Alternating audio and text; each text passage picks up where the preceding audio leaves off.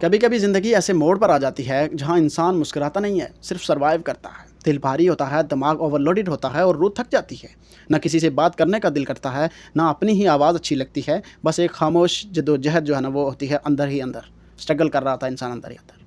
ये वो स्टेज है जहां इंसान इमोशनल ब्रेकडाउन के बाद खुद को खो देता है। लेकिन याद रखिए, ब्रेकडाउन अख्ताम नहीं होता, ये एक टर्निंग पॉइंट होता है। सबसे पहली चीज़ कि ब्रेकडाउन का मतलब कमज़ोरी नहीं होता, ठीक है ना। जब दिल टूट जाए तो इसका मतलब ये नहीं है कि आप वीक हो। इसका मतलब ये है कि आपने बहुत ज़्यादा फील किया, आपने बहुत ज़्यादा दिया, ठीक है, बहुत ज़्यादा उम्मीद रखी, यानी आप सच्चे दिल के साथ चले। स्ट्रांग लोग वो नहीं होते जो कभी नहीं टूटते, बल्कि स्ट्रांग लोग वो होते हैं जो टूट कर दोबारा अपनी ज़िंदगी में खड़े होते हैं।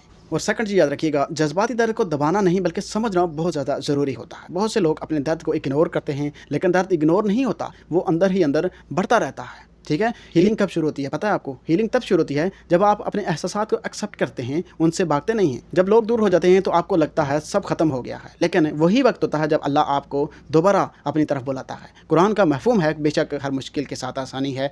ये अल्लाह ने जब ये फरमा दिया ना कि हर मुश्किल के साथ आसानी है, तो इसका क्या मतलब हो गया आपकी ज़िंदगी में अगर लिया जाए कि यानी हर ब्रेकडाउन, आपका जो ब्रेकडाउन हुआ उसके बाद एक नई शुरुआत ज़रूर होनी है, ठीक है।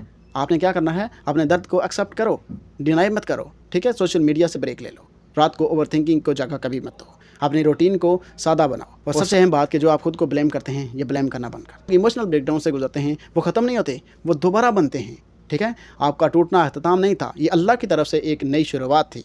आपको चमकाना चाहता है अल्लाह, दिखाना चाहता है आपको कि आप दुनिया के कितने काबिल इंसान हैं।